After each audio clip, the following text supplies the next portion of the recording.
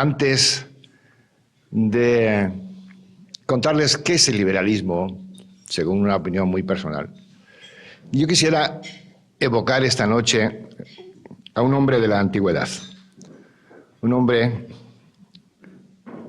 un político famoso por su integridad, que vivió en el seno de una república donde imperaba la corrupción, una república en decadencia. Un personaje estoico, austero y honrado como muy pocos ha habido en la historia de los hombres públicos de las naciones. Ese hombre se llamaba Catón.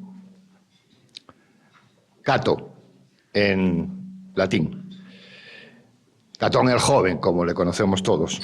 Y sus principios eran semejantes o muy cercanos a los que sostienen instituciones como el Cato Institute, la Universidad Francisco Marroquín, bajo cuyos auspicios y los de la familia Smith se imparten esta serie de conferencias sobre la libertad. El espíritu de Catón es el espíritu de Jefferson, es el espíritu de Churchill, es el espíritu de Friedrich von Hayek, es el espíritu de Manuel Ayau, el fundador de nuestra universidad aquí en Guatemala. Hombres que en momentos muy difíciles para la libertad se plantearon ante quienes pretendían conducir al mundo por un camino de servidumbre y dijeron no en ese momento. El espíritu de Catón es el que anima los principios republicanos, vale decir, la libertad personal, la limitación de los poderes públicos, la superioridad moral y económica del mercado libre y el respeto a la propiedad privada y a los derechos individuales de las personas. Ese es el espíritu de Catón, el espíritu que promueve esos principios y que critica todo aquello que van en contra de ellos. Pero de todas las manifestaciones de la libertad, porque la libertad es una, pero tiene muy diversas manifestaciones, quizá la más cantada de todas, la más querida, la más admirada ha sido siempre la libertad política. Y yo quisiera hablarles esta noche brevemente de ella, de forma muy sintética, porque lo que estamos viendo en América Latina, y ustedes son una copiosa representación del continente, son indicaciones de que vamos hacia nuevas formas o nuevas fórmulas de despotismo, como serían los casos que ustedes pueden atestiguar de Nicaragua, de Venezuela, de Ecuador, de Bolivia, de Argentina, o el reciente caso que acabamos de vivir en Honduras. De tal manera que agradezco muchísimo esta invitación de esta noche para compartir con ustedes algunas reflexiones sobre liberalismo y democracia, porque probablemente han estado hablando de libertad económica. Yo quiero hablarles esta noche de la libertad política y de su manifestación más fecunda, que es la de la democracia. En los años últimos, en las últimas décadas, la democracia, al menos como la entendemos los liberales, ha dejado de ser una idea sustantiva para convertirse en una idea adjetiva. Con esto quiero decir que es el calificativo o el epíteto lo que define a la democracia, a las democracias, al sinnúmero de ellas que hay, y no su fondo, es decir, es su forma. Por ejemplo, se habla de democracia formal, democracia de masas, democracia económica, democracia popular, democracia orgánica o de grupos, democracia directa, democracia social, democracia parlamentaria, democracia comunitarista, democracia cristiana o democracia bolivariana. Yo voy a hablarles de la democracia liberal, o si lo prefieren, de la visión que tenemos los liberales de la democracia. Y para ello me propongo dividir esta presentación que quiero hacerles en tres partes. En la primera, haré un breve viaje a las raíces del liberalismo político, que es quien funda la democracia moderna, ese movimiento político, ese movimiento intelectual, y que es el que inicia un movimiento que, como dice el pensador Karl Popper, permite llevar a las naciones la idea de que los gobiernos pueden cambiar sin necesidad de derramamiento de sangre. Y que, dicho de otra manera, expresa la necesidad de cambiar a los políticos. Ustedes saben que los políticos se parecen mucho a los pañales de los bebés, hay que cambiarlos con frecuencia. Y por el mismo motivo, claro. Hablaré, en segundo lugar, primero voy a hablar de las raíces. En segundo lugar, hablaré de la democracia autoritaria, que es este sucedáneo que tenemos hoy en muchas partes del mundo y especialmente en América Latina, y que es una contradicción de los principios de la democracia liberal, pero que paulatinamente ha venido ganando espacios cada vez más amplios en la vida pública del continente. Y para concluir, explicaré cómo los liberales examinamos y analizamos o entendemos el proceso democrático. De manera que vamos a empezar con los antecedentes del liberalismo político. Hay palabras que, de tan manoseadas, parece que se hubiera perdido su contenido y ya no nos podemos poner de acuerdo en él. Una de ellas puede ser la justicia, otra es, naturalmente, la democracia. Pero hay palabras donde la confusión es mucho mayor, y una de ellas es el caso de la palabra liberal y de la palabra liberalismo. Sobre todo después de que en los últimos 20 o 30 años les pusieron un neo delante como si fuera un shampoo. Y llaman liberales o neoliberales a quien realmente no aceptamos ese epíteto y que rechazamos por dos razones muy sencillas. La primera, porque el prefijo pareciera indicar que el liberalismo ya no es el mismo de antes, sino que se ha reformado, que ha cambiado y que el liberalismo clásico pues ha dejado de existir. Y lo segundo, porque todo liberal con conocimiento de causa sabe que el neoliberalismo no es ningún ideario en absoluto, sino que es sencillamente una simple descalificación del liberalismo. Como probablemente algunos de ustedes saben, la palabra liberal viene del latín, de la palabra liberalis, que es lo propio del hombre libre. Eso es lo que significa la palabra liberalis. Y ahí se debería haber quedado la palabra en su acepción latina. Pero lo liberal pasó con los siglos a convertirse en una de las virtudes del caballero, en la cual, por ejemplo, la más notable era la generosidad. Y la generosidad se transformó entonces en liberalidad. Un caballero era una persona liberal porque era un hombre generoso. Pero la palabra realmente, el fondo político de la palabra, no aparece hasta 1812 en las Cortes de Cádiz. En ese momento, españoles y americanos se reúnen en Cádiz para hacer una constitución. Es un periodo crítico en la historia de España y las Américas, y lo que demandaban estas personas, tanto americanos como españoles, no era precisamente la libertad política, sino que era lo que se llamaba entonces la libertad de imprenta. Y se les empezó a llamar con ese nombre, liberales. De manera que esa virtud antigua del caballero se tornaba ahora un marchamo político. Y en el curso de esas reuniones, el liberal acabó convirtiéndose en una especie de tercería, una especie de político centrista que estaba a mitad de camino entre la monarquía absoluta, que era la que estaban combatiendo las Cortes de Cádiz, y el extremismo jacobino, que es como podríamos llamar hoy también a la extrema izquierda. Pero el trastueque del concepto liberal no quedaría ahí. Quizá por esa propensión de algunas palabras a convertirse en su opuesto. No sé si conocen el caso de la palabra criollo. La palabra criollo es una palabra de origen portugués, y esa palabra venía a indicar, o era lo mismo que decir esclavo. Con el tiempo pasó a Estados Unidos, al sur, a Luisiana, y ahí adoptó la palabra crioulo, se convirtió en creol.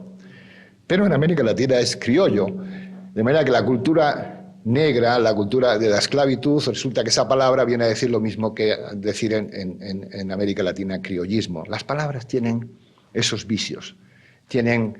son volátiles, se pueden convertir en su contrario. Otro ejemplo que me gusta citar, esta es la palabra adobe. En Guatemala se usa muchísimo porque la inmensa mayoría de las viviendas de los indígenas están hechos de esta especie de ladrillo sin cocer, que llamamos adobe.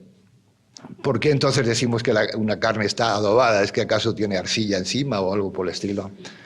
Las palabras cambian y cambian muchísimo. Y así viene a ocurrir con la palabra liberal, que en Estados Unidos en inglés se dice liberal y es una persona de izquierdas.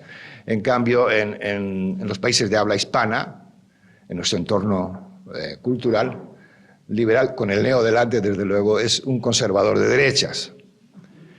De manera que de ahí me parece que de esas perversiones que acaban adoptando las palabras, conviene poner las cosas en su sitio. Ante todo, un liberal no es un conservador. Esto es importante subrayarlo. Un liberal no es un conservador. Un liberal es una persona que se rebela contra los excesos del poder político, contra los privilegios legalizados, contra las violaciones de los derechos individuales y, en general, contra toda clase de despotismos. Ahora bien, ¿en qué se diferencia entonces un liberal de un conservador? Se lo voy a exponer o presentar en palabras de uno de los liberales más elocuentes de nuestro tiempo, el profesor Hayek.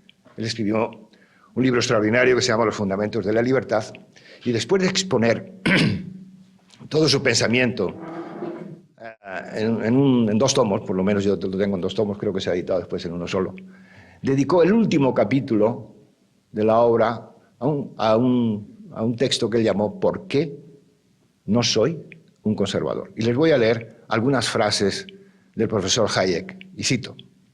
Dice: en nuestros días, el liberalismo se situaría en el vértice de un triángulo, donde las otras 2 puntas estarían ocupadas por el socialismo y el conservadurismo.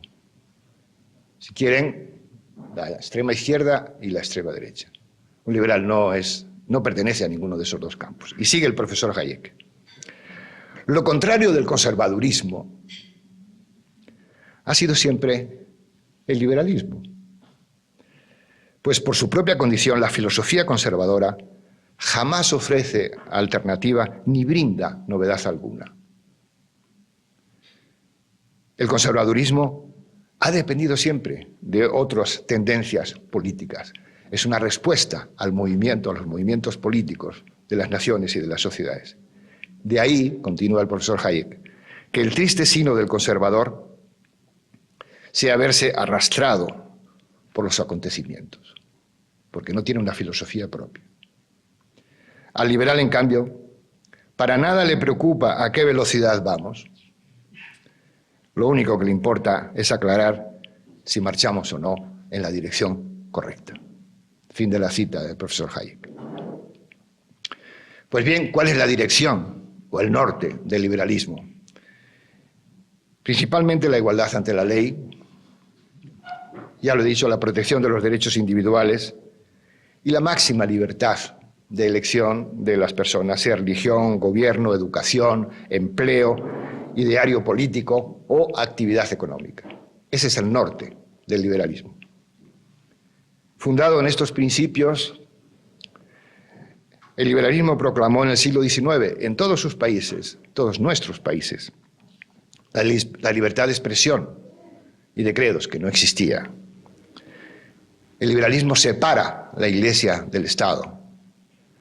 El liberalismo conforma un nuevo orden político a raíz de los movimientos de la independencia, y ese orden político está basado, o se acabará basando en el sistema de partidos, e inspira y diseña la organización del Estado moderno. Cada país tiene su plazo, tiene su periodo, pero en general este es el esfuerzo que hace el liberalismo a lo largo del siglo XIX en nuestros países. El nuevo orden político, entonces, será un sistema fundado en el pluralismo y la tolerancia. Otra cosa es lo que hicieron después con el liberalismo, pero ese es el principio del liberalismo. El pluralismo y tolerancia, que, junto con la doctrina económica del libre cambio, como se decía entonces al libre intercambio comercial o internacional, o como llamamos hoy economía de mercado, y la doctrina jurídica del Estado de Derecho, o rule of law, como se dice en inglés, constituye el logro histórico de una doctrina que hoy pues pretenden descalificarla poniéndole ese neo delante del champú. Esas son las líneas maestras del liberalismo que arrancan en América Latina con los movimientos independentistas, y son líneas maestras que se prolongan en nuestros días y que nunca se han desviado de esos principios. Lo que voy a contarles ahora es por qué esa pregunta que se hace muchas veces, no solamente en las universidades, en las aulas, sino en muchísimos otros lugares donde se debate por qué el norte y por qué el sur, por qué ellos están desarrollados y nosotros no. Naturalmente yo no voy a darles una respuesta tajante de sota, caballo y rey, pero sí les voy a dar algunas ideas, principalmente esta, y que es la siguiente. En nuestra cultura nosotros solemos asociar el liberalismo como parte o herencia de la Ilustración y la Revolución Francesas. Pero nos equivocaríamos si atribuyéramos el origen de la democracia o de la libertad política a esos movimientos. Los principios del liberalismo, no tanto político como económico, pero también político, porque también se ponía en tela de juicio la autoridad real, la autoridad del rey, nace en la Universidad de Salamanca, por los maestros de la Universidad de Salamanca, allá por el siglo XVI. Eso de una parte. De otra, esa corriente de ideas se va a sumergir durante casi 2 siglos, debido a la Contrarreforma, a los movimientos de la Contrarreforma, y vuelve otra vez a resurgir en el siglo XVII, final del siglo XVII, en Escocia, con algo que se ha dado en llamar o que se conoce con el nombre de la Ilustración escocesa. Y va a ser la Ilustración escocesa, y no la Ilustración francesa, la que va a dar origen al liberalismo moderno, al pensamiento político moderno de los liberales. Serán pensadores, por ejemplo, como John Locke, David Hume, Adam Smith o Alan Ferguson, los primeros en desarrollar unos principios de filosofía política que no están vinculados a ningún tipo de teología o de ataduras religiosas. Porque parece ser que en las universidades escocesas no había ningún tipo de supervisión religiosa y que por eso, por esa razón, el pensamiento político que nace en Escocia no tiene ese tipo de influencias teológicas que tenían otros. Para hombres, por ejemplo, en la Ilustración francesa como Voltaire, Rousseau o Montesquieu, los avances, el progreso humano, los avances de la moral y de la razón van en paralelo. Para los pensadores escoceses, por el contrario, es incierto que la virtud sea fruto de la razón. Ellos no aceptan eso.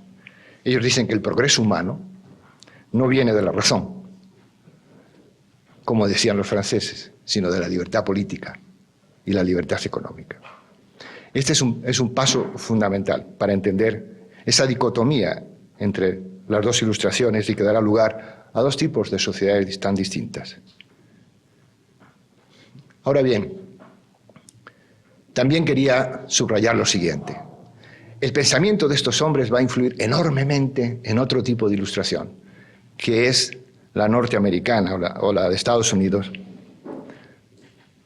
En los Founding Fathers, hombres a los que yo califico de liberales, aunque probablemente un norteamericano no diría eso, son liberales pero en español, como Franklin, como John Adams, como Jefferson, como James Madison o Alexander Hamilton.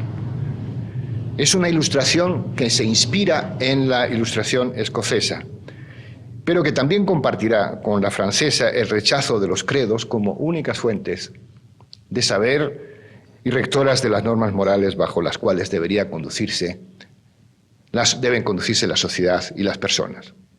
Es, por lo tanto, un movimiento eminentemente laico, igual que el liberalismo nuestro, que también es un movimiento eminentemente laico. Pero entre la Ilustración angloamericana o escocesa americana Y la Ilustración francesa, que es de la que intelectualmente venimos nosotros, o por lo menos todos los movimientos, o casi todos los movimientos de izquierdas, toma la democracia de Rousseau como ejemplo o como modelo, había una diferencia esencial. Y era su visión del hombre, su visión de la persona humana. Mientras la Ilustración francesa mostraba un extremado optimismo por el hombre, por su porvenir, por sus acciones, y en consecuencia por el gobierno democrático que ese ser humano podía construir, como revelan los escritos de Rousseau, la Ilustración escocesa rezumaba un marcado escepticismo sobre el ser humano, fruto de la idea religiosa del hombre como naturaleza corrupta. Y les voy a dar unas citas extraídas de las obras de Rousseau y del pensamiento protestante para que vean cómo esa concepción tan disímil de la naturaleza humana, la esperanza, el optimismo en el ser humano y el pesimismo en el ser humano, van a desembocar en dos formas totalmente disímiles también de concebir la vida pública. Esta concepción centroeuropea de la democracia parte de este optimismo iluminista de Rousseau, y estas son las citas que les extraigo del Contrato Social y del discurso sobre la desigualdad de los hombres. Estas son las frases de Rousseau. El hombre es bueno por naturaleza. El gobierno democrático es un ente moral y de razón, dice Rousseau. Los parlamentos no tienen más que una sola voluntad, y sus máximas son claras y luminosas. Texto al pie de la letra, tal y como está en sus textos. Y no hay en los parlamentos políticos intereses confusos ni contradictorios, y en su seno el bien aparece en toda su evidencia. Esto, sin duda, no hay ninguna duda, que dio lugar a la creencia del Estado benevolente, del Estado benefactor, del Estado que puede resolver absolutamente, porque sencillamente el Parlamento es casi santo. Ahora vean cómo el pesimismo luterano y calvinista, es el espíritu de la Reforma, cuya desconfianza en el hombre les acabo de señalar, conciben al personaje, al ser humano. Estas son sus frases. El estado natural del hombre es el de la depravación, y eso afecta su voluntad, su mente y sus emociones. Son todo textual. Su propensión al mal es manifiesta, y su razón no es fiable. Su naturaleza pecadora lo lleva indefectiblemente a la corrupción y al abuso, sobre todo cuando detenta el poder. No se puede creer en que un cambio lo hará bueno. Por lo tanto, es preciso crear un orden político, esta es la conclusión, el corolario, que limite sus poderes e impida las tiranías. Esta es una tradición muy británica. De hecho, las dos grandes revoluciones, entre ellas la gloriosa de Cromwell, se basa fundamentalmente en eso. Lo que van es a limitar los poderes del Estado. Y Cromwell era un fanático religioso, y el propósito era sencillamente limitar los poderes del rey, al cual decapita. De manera que a mí me parece que ha sido este escepticismo con el que se mira al ser humano puesto en el poder político lo que otorgaría a los países anglosajones la estabilidad política de la que carecen los nuestros, y de que su sistema de frenos y de contrapesos haya servido para evitar el derrumbe del sistema. Por el contrario, ustedes examinan nuestra propia historia, la inestabilidad de las democracias ha sido el signo durante los últimos 200 años en Europa y en América Latina. Quizá por ese optimismo de Rousseau y sus epígonos, y esa fe ciega en la presunta bondad del hombre en su naturaleza. Como sabemos, las guerras y los conflictos plagaron la Europa de los últimos 200 años, y solo en recientes fechas parece que sus democracias han empezado a estabilizarse. En otras palabras, mientras el optimismo antropológico de la Ilustración francesa derivaba, por ejemplo, en el reinado del terror, en dictaduras como la napoleónica, en maximalismos políticos como el nazismo, el fascismo o el marxismo-leninismo, la visión escéptica del hombre y su posición en el poder, en el gobierno civil de la Ilustración anglosajona, basada, por supuesto, en un concepto no muy agradable, o por lo menos para la autoestima de las personas, es decir, que no seas buena persona o que no seas concebido como un ente bueno y tal, pues hiere la autoestima, pero eminentemente práctico de la Ilustración anglosajona, resultaron ser de una eficacia política extraordinaria, por lo menos en la estabilidad de los gobiernos civiles. Esa visión de un gobierno democrático que no se extralimite en sus poderes es fundamental en el liberalismo anglosajón. Y sobre esa idea fuerza se habrán de fundar buen número de constituciones europeas posteriores. A partir de ahí, la democracia se empieza a mover como un gran glaciar, muy lentamente, a lo largo del siglo XIX. Pero llega al siglo XX, el movimiento pierde vigor, pierde energía y de repente se detiene. ¿Qué es lo que ha sucedido? Es muy sencillo. El sistema político centroeuropeo ha vuelto otra vez a sus orígenes, ha vuelto otra vez a la monarquía absoluta, solo que está disfrazada de otra forma, con otros nombres y con otros rostros. Pero han destruido la libertad política, nacida del pensamiento liberal.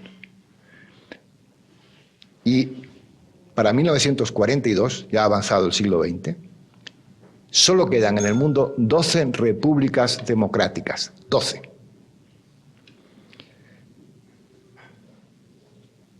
El fin de la Segunda Guerra Mundial, sin embargo, va a cambiar de nuevo la tendencia tras la derrota del nazismo, el fascismo y más tarde la caída del marxismo-leninismo. Y la democracia vuelve otra vez a ponerse de moda, la libertad política vuelve a ponerse de moda. El modelo político ya no es el de las dictaduras, sino sencillamente la voluntad popular. Y observen estos datos. En 1946, el número de repúblicas democráticas era ya de 30. En 1991, tras la caída del muro de Berlín y de la dictadura soviética, eran ya 60. Y al final del siglo XX, 118 de las 193 naciones del globo, es decir, el 54% de la población mundial, se regía por este mecanismo para elegir gobierno. Ahora bien, los liberales pensamos que la esencia del sistema no reside en el derecho a votar, sino en todo aquello a lo que votar da derecho, y que la democracia no consiste solamente en elegir gobierno, sino en proteger los derechos de los gobernados y poner límites a las acciones de los gobernantes. Este es el principio fundamental de, digamos, una democracia liberal. Sin embargo, el modelo al que aspiran hoy muchos de los países de América Latina no es ese, es el de lo que yo he dado en llamar la democracia autoritaria, el segundo tema de mi charla que paso a ocuparme ahora. El autoritarismo, si ustedes lo observan en sus respectivos países, el autoritarismo democrático, fíjense que esto es un oxímoron, ¿verdad? Es una contradicción en términos, pero en fin, así es la democracia autoritaria. Es hoy patente en todos los países, o casi todos los países, salvo muy honrosas excepciones, de habla hispana. Los gobernantes ignoran por rutina los límites de sus atribuciones, que incluso están expresados en las constituciones. Restringen, incluso privan a minorías y mayorías de sus derechos constitucionales. Los parlamentos son a menudo meros mecanismos legitimadores de la voluntad presidencial. Eso lo vemos todos los días. Y las leyes son burladas desde el poder político con una picaresca jurídica verdaderamente rayana en la desfachatez. Todo lo cual advierte que la batalla por la libertad política que es algo en lo que los liberales siempre estamos implicados, no se ha ganado, porque el autoritarismo, el totalitarismo, el despotismo es un leviatán, como le llamó Hobbes, al poder absoluto, que se reconstituye con mucha facilidad, como Terminator en aquella película que se reconstituía a partir de sus esquirlas. Así de fácil se reconstruye el absolutismo. Entonces, en esos casos, cuando un gobierno no respeta los derechos establecidos fundamentales en las constituciones, la democracia deviene simplemente pues, una farsa contable, que esto es lo que nos sucede en muchos países. Ustedes podrían preguntarse a qué se debe el auge de esta democracia autoritaria, porque sencillamente están vaciando a la democracia de su contenido liberal, de su contenido original. Y el diagnóstico varía, pero lo más común es que se deba a la concentración de poderes en unas pocas manos, como pueden ser las del presidente o de un grupo de su grupo de adláteres. La democracia autoritaria aborrece las restricciones y los frenos, los contrapesos y los equilibrios. Su única legitimidad es el voto, no los derechos de las personas. Es lo que le da legitimidad a la democracia autoritaria es el voto. Estoy aquí por el voto del pueblo y por lo tanto puedo hacer lo que quiera. Y sus presidentes suelen usurpar poderes que no tienen, que no han sido asignados, debilitan instituciones, coartan derechos o restringen libertades, o saltan por encima de las constituciones, o intentan cerrar el Parlamento, o manosean los códigos, o mantienen a las naciones en la incertidumbre y desconfianza que son las señas de identidad de todo poder absoluto. Llegados a este punto, yo quisiera hacerles dos reflexiones. Una, que la democracia no es un sistema natural de gobierno. Es quizá el más artificial de todos. El sistema natural de gobierno o de poder es el del sátrapa, el del patriarca, el del déspota benevolente, el del dictador, el del monarca absoluto. Ese es el sistema natural del gobierno. La democracia es un invento de la civilización, lo mismo que la libertad es un invento de la civilización. No está en la naturaleza humana, no está en los que mandan, en los que gobiernan, conceder esas libertades si no se salen a ganarlas a diario. La otra reflexión tiene que ver con la pulsión, esa pulsión autoritaria, que, como digo, salvo muy honrosas excepciones, aún late en nuestra cultura. Fíjense, somos hijos de la contrarreforma romana, este movimiento que se inicia en contra de la reforma cuando el cristianismo se divide en dos. La contrarreforma romana es represiva, inquisitorial, con manías persecutorias y obsesionada siempre con suprimir al adversario. Somos vástagos del absolutismo monárquico, soberbio, inapelable, monopolista y dispensador siempre de favores y de privilegios. Somos herederos del militarismo surgido a raíz de la independencia, que es un militarismo bonapartista, dictatorial, expeditivo e incuestionable, que toma el golpe de Estado del 18 Brumario de Napoleón como solución habitual a los problemas sociales. A lo largo del siglo XX, por ejemplo, se pensaba que en América Latina el modelo, la forma en que debíamos gobernarnos, era en lo económico con un sistema cerrado y protegido, o manejado por los funcionarios públicos, y en lo político con algún tipo de despotismo, fuese militar o fuese civil. Medio siglo más tarde, cuando el sistema económico ha cambiado y cuando el sistema político también es distinto, seguimos en problemas. Los signos que estamos observando en nuestro tiempo son una desconfianza creciente del público en la democracia. El escepticismo político se ha hecho carne y habita hoy entre nosotros en forma muy diferente a como era hace 30 o 40 años, en que siempre se esperaba que el papá gobierno nos lo resolviera todo. Y el gobierno ya no es hoy visto como ese ente moral y de razón de que hablaba Rousseau, sino como una compleja estructura manejada por funcionarios y hombres públicos que abusan de su poder en lo político, en lo legal y en lo económico. América Latina ha experimentado en las últimas 3 décadas una importante mutación social. hay desplazamientos de actores, fuerzas sociales nuevas, un sistema político a tono con el mundo actual. Pero la inercia del autoritarismo, que es todo lo contrario al liberalismo, es todavía muy fuerte. Esa falta de restricciones que sencillamente las instituciones son impotentes para detener los abusos del poder, llevó en Guatemala hace unos años casi a la ruptura del orden constitucional, al mismo tiempo que ya se había producido en el Perú de Fujimori. Ha conducido a Ecuador a un desorden crónico, a Honduras a una crisis institucional que ustedes habrán observado y leído durante los últimos meses, en Venezuela en una práctica dictadura opresiva, y ha desencadenado en Argentina profundas crisis económicas, solo por mencionar los últimos acontecimientos políticos del continente. Pero no importando el partido político que llega al poder, no hay suficientes frenos, no hay límites, porque los partidos que llegan al poder no se autoimponen límites, ni las constituciones o las instituciones que están alrededor de las constituciones tampoco son capaces de restringir los abusos del poder. Fíjense, en Estados Unidos y en Europa también ha aprendido con los años la lección de la historia. Quien se extralimita en el poder lo paga, y lo paga muy caro. En América Latina esas bridas son todavía muy débiles, o eso pensamos los liberales. Salvo en algunos casos, los abusos han sido castigados, pero en la mayoría de ellos siguen impunes. Posiblemente podrían nombrar ustedes más de un presidente que está en el exilio, pero que no ha sido castigado en su respectivo país por abusos que cometió mientras estuvo en el poder. Ante esta situación, ¿qué puede decir el liberalismo de nuestros días? ¿Qué podemos decir los liberales de nuestro tiempo? ¿Qué propuestas o reflexiones podríamos suscitar para fortalecer un sistema político que fue creado por el propio liberalismo?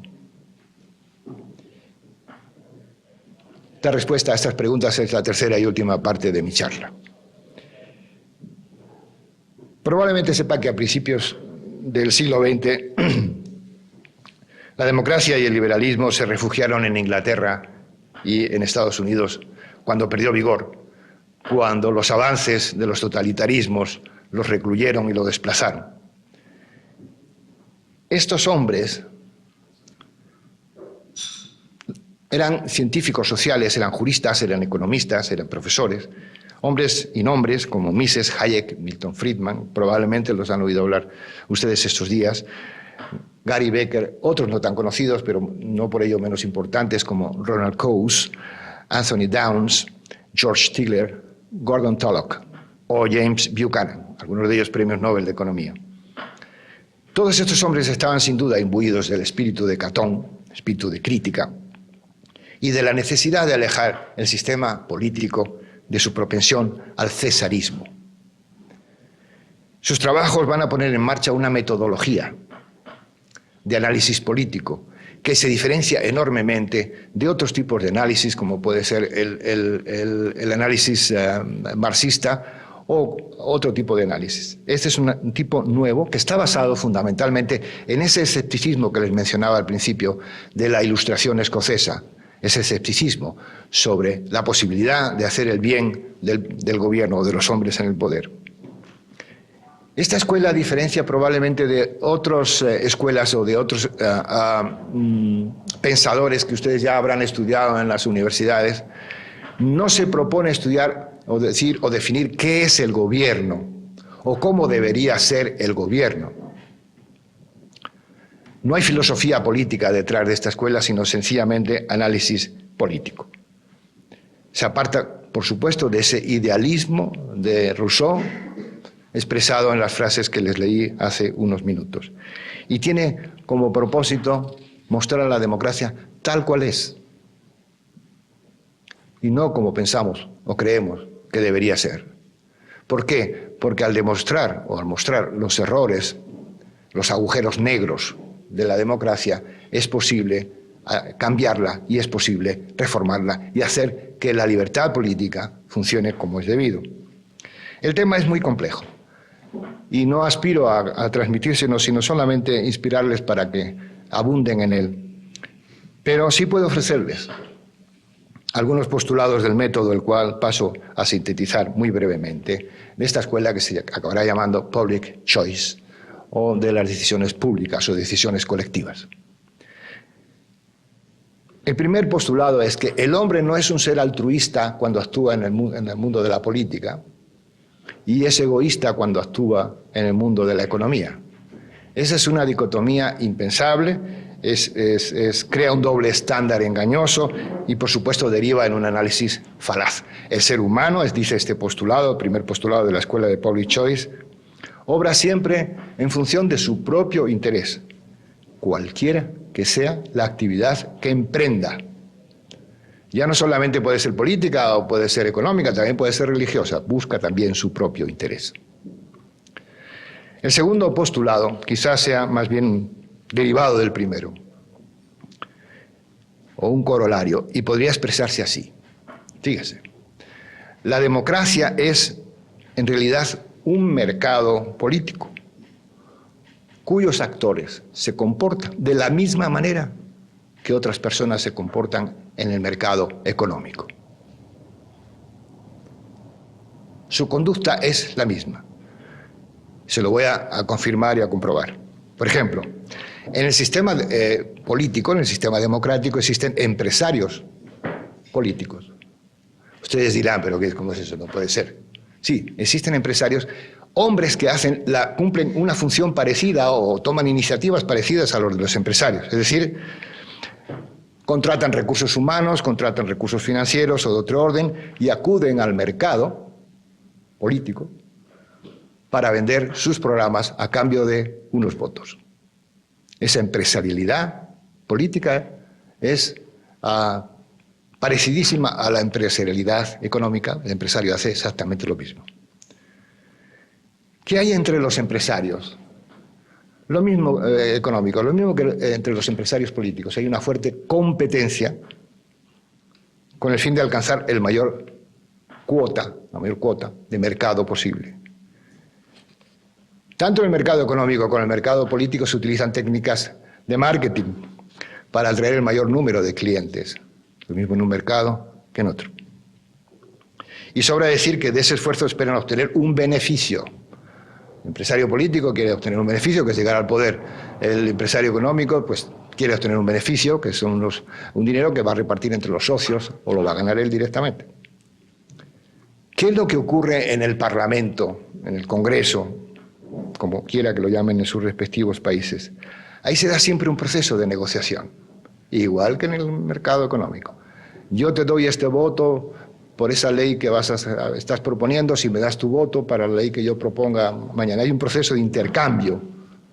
Y si bien es cierto que el mercado político no lo mueve un sistema de precios, sí lo mueve un oscuro sistema de compensaciones, y que a veces se traduce, por supuesto, en dividendos, igual que los del mercado económico. De manera que si se examina el proceso democrático utilizando estos parámetros o estas herramientas y se despoja al análisis político de esa dicotomía de altruismo y egoísmo, entonces tendremos una visión más realista del sistema democrático. Guste o no guste admitirlo, la democracia funciona así, es como es y no como muchos quisieran que fuese.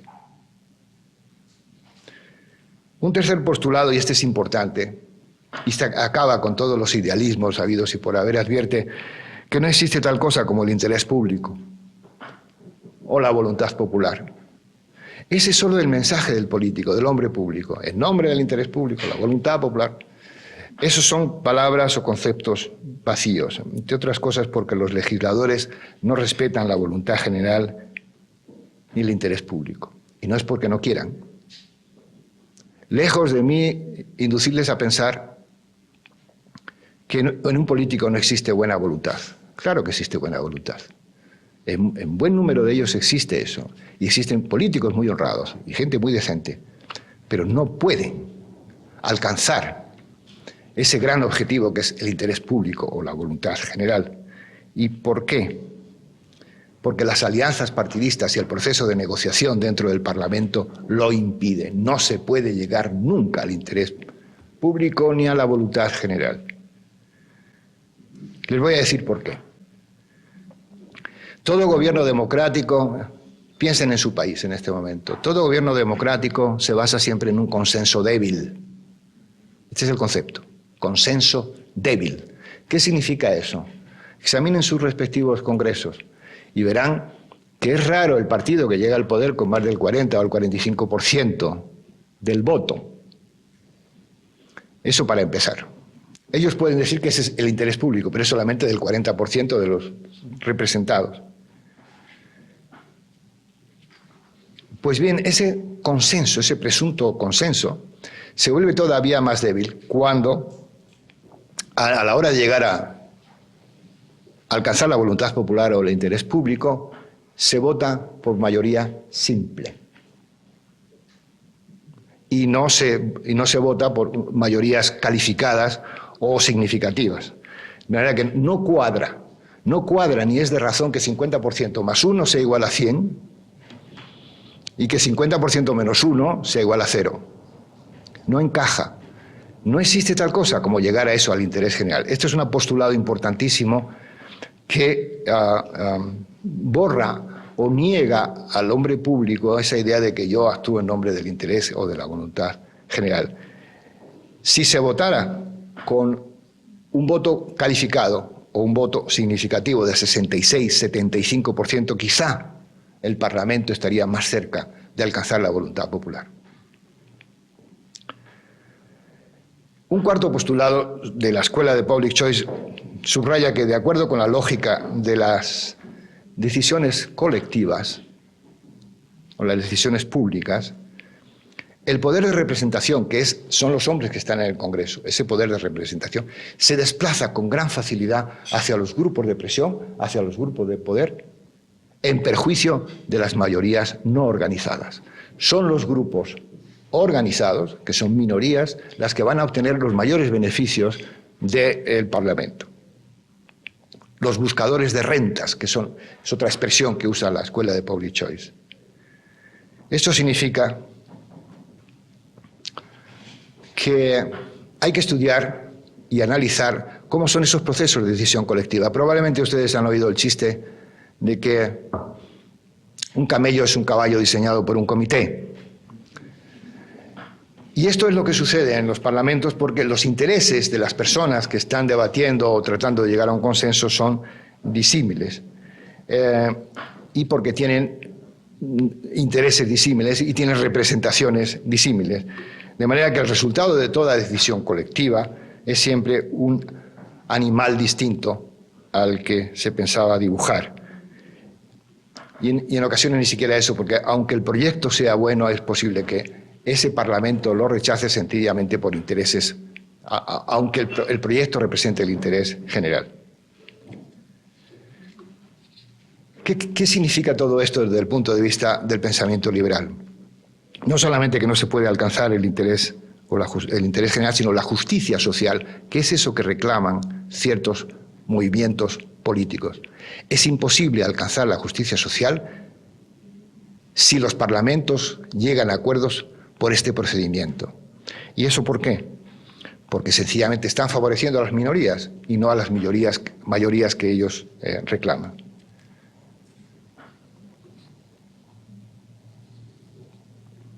Una segunda conclusión podría ser que, dada la complejidad que ha ido adquiriendo las sociedades modernas, la principal función de los gobiernos y de los parlamentos es sencillamente lo que acabo de decir, proteger los derechos individuales de las personas y no inclinarse por los derechos colectivos de grupos minoritarios.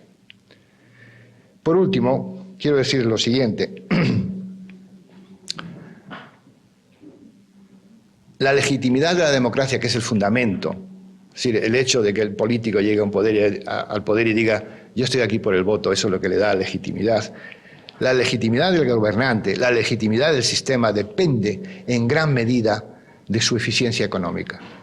Si la eficiencia económica del sistema decae, sencillamente la democracia se derrumba. ¿Por qué? Porque la democracia no es un fin en sí misma, es un medio para alcanzar ciertos fines. Si la democracia no es económicamente eficiente, pierde con rapidez su legitimidad, como digo, y se derrumba. Es así como vemos los liberales o cómo examinamos los liberales el proceso político, en una forma muy crítica y en una forma en la que sencillamente estamos señalando que el interés general y la voluntad popular no se cumplen, y no se cumplen sencillamente por ese juego que tiene lugar en los parlamentos. Y ya concluyo. En una de sus célebres catilinarias, Cicerón explicó al Senado romano que quien desconoce lo ocurrido en el mundo antes de que hubiese nacido está condenado a vivir toda su vida como un niño. La historia es importante, y la historia política también. Cicerón sabía además que los sistemas políticos se muerden la cola. Yo no sé si en alguno de sus países se sirve un pescado, en España lo llamamos pescadilla, que se está mordiendo la cola y se sirve así frito, ¿no? Bueno, las instituciones políticas se muerden la cola. Cicerón tenía miedo de que la República Romana entrara en el proceso de circularidad política, que es el camino que ha seguido América Latina durante muchos años. Es un círculo vicioso en el que de la dictadura pasamos a la democracia, de la democracia pasamos al populismo, a la demagogia, al desorden social y otra vez a la dictadura. Esa circularidad, si no sabemos por qué estamos en ese círculo vicioso, va a ser muy difícil romperlo. Bueno, pues el péndulo político parece regresar en nuestros días y parece que ahora estamos otra vez en la mitad de camino. Después de haber tenido dictaduras y democracias, ahora estamos en un periodo de populismo y de demagogia que posiblemente podría derivar en desórdenes sociales y finalmente en nuevas dictaduras, no lo sé. Lo que quiero decirles es que la lucha por la libertad política es un imperativo permanente y que ese fue el espíritu que animó a Catón, entre otros muchos insumisos de la historia. Un hombre que luchó sin respiro contra el poder absoluto y la demagogia de Julio César. Un hombre que buscó con tenacidad la reforma de la vida pública y privada de los romanos. Un hombre que se ganó el afecto de las multitudes por su infatigable vigilancia a quienes administraban los dineros públicos. Un hombre digno y valeroso de quien Horacio escribió estas palabras en sus odas. Pareciera que toda la tierra estuviese sometida, menos el indomable espíritu de Catón. Adalid de la República Romana y opositor acerbo a todo lo que significaba apagar la energía que subyace siempre en el corazón y en el espíritu del hombre libre, Catón sigue siendo hoy día uno de los paradigmas por las que nos guiamos los liberales del mundo. Yo les exhorto a que nutran aquí y ahora su intelecto con ese soplo y ese espíritu que alienta el esfuerzo cotidiano de quienes consideramos la libertad como el valor supremo de nuestras vidas.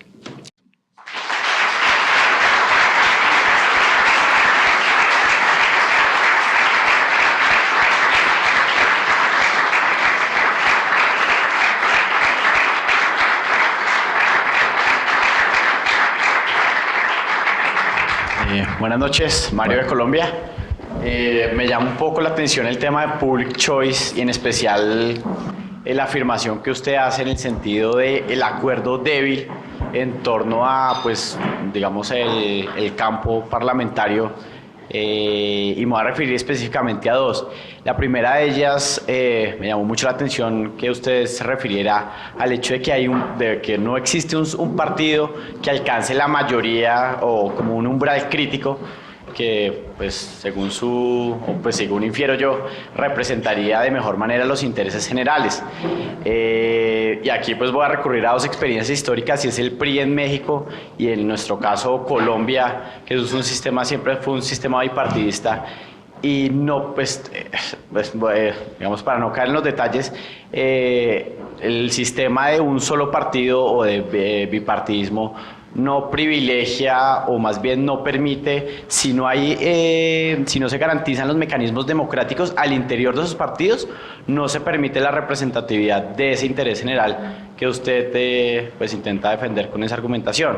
Entonces, pues no sé qué piensa de eso. Y lo segundo es, al respecto de la mayoría, digamos que el 50 más 1 no es lo mismo que el 100. Digamos, pues nosotros los liberales, y en eso creo que sí concuerdo con usted, hay cosas que efectivamente que sí deberían requerir 2/3 partes, 4/5 partes del voto. Sin embargo, en nuestros países, y debido a esa gran cantidad de intereses que confluyen, es muy difícil que un parlamento tenga el 66, bueno, o más del 50 más 1, a reunir el 66 o el 75. El caso de, digamos, solo hay muy pocos casos, es el caso de Venezuela, o, bueno, bueno, pero hay muy pocos casos en Latinoamérica donde se produzcan esos ejemplos. Entonces, no habría un atasco parlamentario y el atasco, digamos, de la legislación si se produjera ese tipo de situación donde se requiriera el 66 o 75 para todas las leyes y no iría en contra de ese interés general que tanto intenta defender el sistema liberal. Sí, no, sin duda. La democracia tiene el inconveniente de que es un proceso lento. No es expeditivo como podría ser un decreto de un general en el poder o un presidente dictatorial. De eso no cabe duda, ¿no? También estoy de acuerdo con usted en que hay determinado tipo de decisiones que quizá no sean tan determinantes, ¿no? Pero hay algunas que sí, por ejemplo los impuestos. No sé por qué los impuestos tienen que ser 50% más 1 o ni siquiera eso, ¿verdad? El asunto es que la democracia es imperfecta, la democracia tiene involuciones, la democracia es perfectible. Y estos instrumentos que les acabo de describir, que por supuesto ocupan cientos de volúmenes, es un reto para ustedes que les ofrezco. La cuestión del partido único. Sí, efectivamente, en México hubo un partido único que estuvo 70 años o 60 años en el poder. ¿Cuál fue el resultado del partido único? Sí, pero ¿cuál fue el resultado de todo eso? Nosotros lo hemos vivido en Guatemala porque hemos estado muy cerca de todo eso. 3 devaluaciones depredadoras. Destruyeron prácticamente los ahorros de los mexicanos en 3 ocasiones. Inflaciones demenciales. Es decir, nada contribuyó el partido único, a pesar de que era democrático y a pesar de que era electo. Mario Vargas Llosa lo llamó la dictadura perfecta al modelo mexicano, precisamente por eso. El partido único siempre es peligroso. Ellos controlaban todos los recursos de las electorales y se acercaba mucho al partido único alemán, los nazis, o italiano, los fascistas, o el caso de la falange española, etcétera, ¿no? Eso es lo más cercano que hay en la historia, por eso Vargas Llosa lo llamó así. Pero le insto, es un tema muy interesante, ¿no? Se puede hablar toda la noche de eso, pero le insto a que siga estudiando eso, porque estas son las cosas que hay que señalar a los políticos, ¿no? Que no es el interés general y no es la voluntad general, y que todo ese juego sucio que hay dentro del Parlamento hay que ventilarlo un poco. Sí. ¿Qué tal? Soy Renzo de Perú.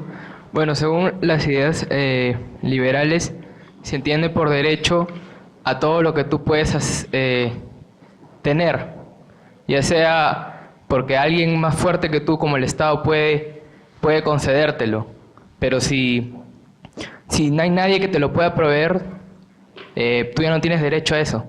O sea, tú tienes derecho a algo que lo puedes conseguir. Digamos, si tú no puedes conseguir la salud, tú no tienes derecho a la salud, porque no hay nadie que te lo pueda proveer. Tú tienes que buscarlo por ti mismo, ganarte ese derecho. Entonces mi pregunta era, si todos nosotros luchamos por la libertad, es que estamos buscando ganarnos ese derecho, no es que lo tengamos. Entonces quería saber qué es lo que piensa usted. Si el ser humano solamente por el hecho de haber nacido tiene el derecho a la libertad, o es que también tiene que buscarlo y ganárselo. No, un derecho como lo entendemos nosotros no es algo que te conceden, es algo propio y natural. Nosotros defendemos la escuela de derecho natural y ese derecho ahora, por ejemplo, en el caso de la salud, no es un derecho, es una necesidad. Entonces, ¿cómo se llena esa necesidad? Escribiendo un decreto que nos dice, no, este hombre tiene derecho a la salud, y luego resulta que no te dan la salud porque sencillamente el sistema no puede proporcionarte la salud. La cuestión es cómo satisfacer mejor las necesidades. Pero los derechos fundamentales están ahí, los derechos fundamentales, las personas lo sienten como naturales, no es algo que te conceden, no es algo que venga del cielo, ¿no? La satisfacción de las necesidades, ese es otro problema, es un problema económico. ¿No? Yo creo que, por ejemplo, decía que se necesita el Estado como fuerza coercitiva para garantizar la libertad. Claro que sí. Entonces necesitas de alguien que te lo pueda dar. No entiendo eso. O sea, necesitas de una fuerza más poderosa que tú, que te lo pueda dar, porque si no, claro, o sea, el ser humano nace, pero...